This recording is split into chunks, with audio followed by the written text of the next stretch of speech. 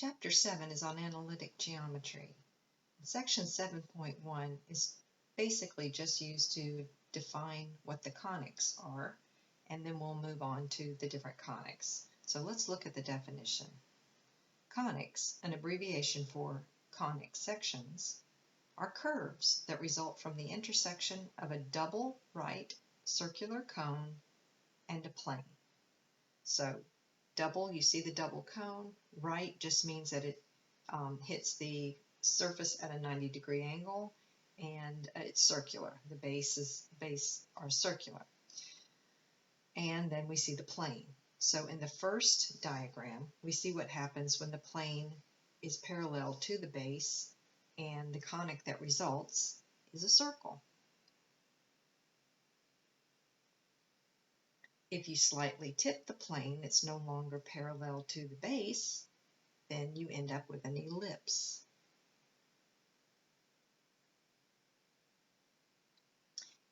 If the plane intersects just one of the cones, as shown here, we have a parabola.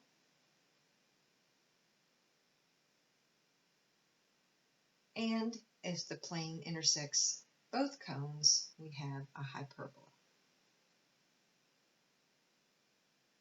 So we will look at these four conic sections. Our textbook puts circles in section 2.4, but I like to move them in here with the other conics. So that's why we're going back to chapter 2 to look at circles. So now we'll start with circles from section 2.4. So the definition of a circle is the set of all points in the Cartesian plane that are a fixed distance r from a fixed point hk.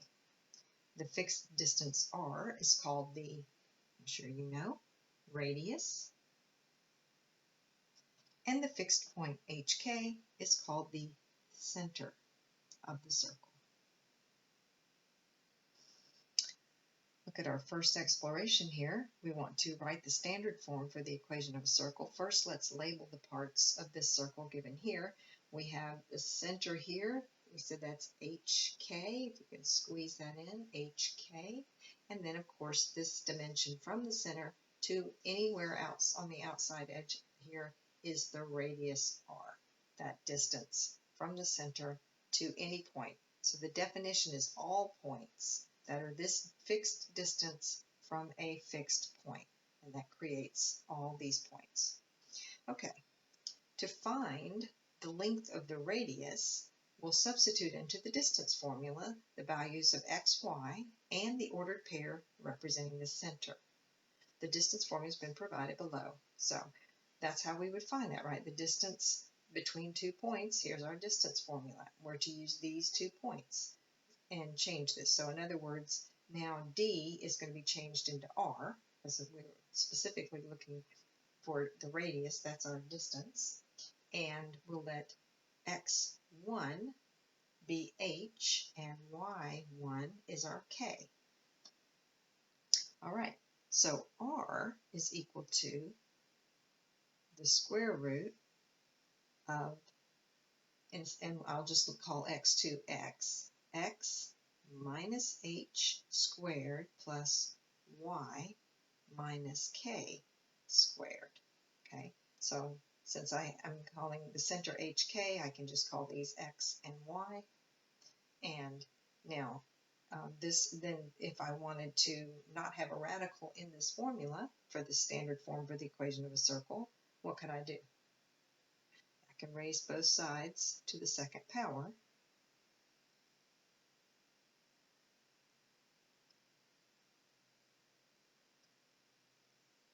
And I get r squared equals x minus h squared plus y minus k squared. And so when I have a circle in this form, the equation of a circle in this form, I can take the square root of this number, and I'll know r, and I can see my h and my k.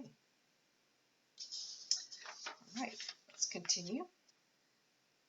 The definition here of the standard form for the equation of a circle with radius r, we're just concluding, and center hk can be written this way. It doesn't matter which side, of course, that you put your r squared on. I'm just going to change it up and put it on the right now. But that's the standard form for the equation of a circle. So in example 1, we're to write the standard form for the equation of a circle with this given information. The radius is r, and the center is 0, 0. So what would we write? We'd write x minus 0 squared plus y minus 0 squared equals r squared. But of course, that's just x squared plus y squared equals r squared. So anytime you see something like that, you know that it's at the center of the circle is at the origin. Okay, what if the radius is 1 and the center is 0, 0? So we already know what happens here. We'd have x squared plus y squared, and then we'd have 1 squared, which is 1. So we have this x squared plus y squared equals 1 when the radius is 1. So we'll use our results in example 1 to complete this theorem. The standard form for the equation of a circle with radius r and center at the origin is just x squared plus y squared equals r squared.